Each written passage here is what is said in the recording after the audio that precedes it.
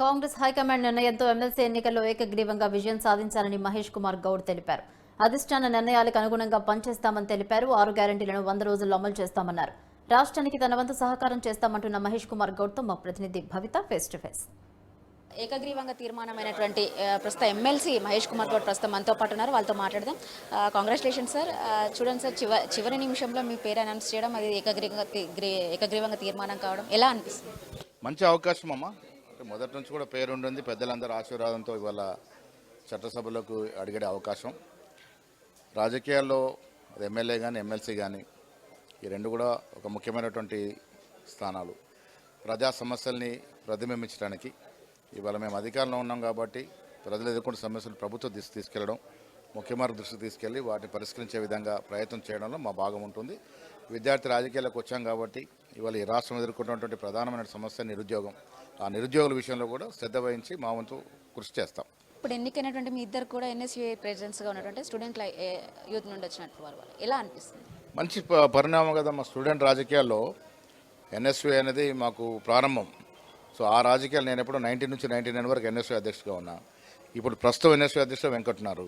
ఇద్దరు కూడా NSUI background ఉన్న వాళ్ళకి ఎమ్మెల్సీలు ఇచ్చినారంటే విద్యార్థి రాజకీయాలు యువతరంపై రాజకీయాలు చేసే వారికి కాంగ్రెస్ పార్టీలో ప్రోత్సాహం దొరుకుతుందని సంకేతం. సో ఇరువురు కూడా మంచి అవకాశం ఇచ్చారు. ప్రజలు కూడా మంచి సంకేతం వెళ్తా ఉంది.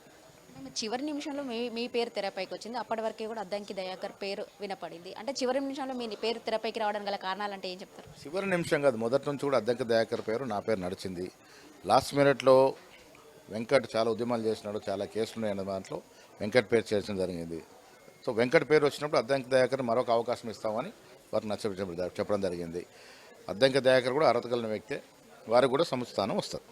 నెక్స్ట్ అంటే ఇప్పుడు ఉండేటువంటి కార్యాచరణ మీది ఎలా ఉండబోతుంది? అంటే ప్రస్తుతం 6 గ్యారంటీలు కావచ్చు, మీది ఎలా ఉండబోతుంది? డెఫినెట్ ఇప్పుడు 6 గ్యారంటీలు నమ్మి మమ్మల్ని ప్రజలు అధికారం తీసుకొచ్చినారు. ఆ 6 గ్యారంటీలు ఇవ్వాలనేదే ప్రధాన ఉద్దేశం. ఎమ్మెల్సీగా మా పాత్ర మేము పోయిస్తాం. దాంట్లో ఇప్పటికీ అంటే గవర్నమెంట్ ఏర్పడి కూడా 1.5 month కంప్లీట్ అయిపోయింది. మనం చెప్తున్న ప్రకారం 100 daysలో ఇవి ఫుల్ఫిల్ చేస్తామని చెప్పేసి, ఇప్పుడు ప్రతిపక్షాలు మాత్రం చాలా ఆరోపణలు చేస్తున్నాయి. 100 daysలో ఇది సాధ్యం కాదు కాబట్టి మాటలు చెప్తున్నారు అని చెప్పేసి.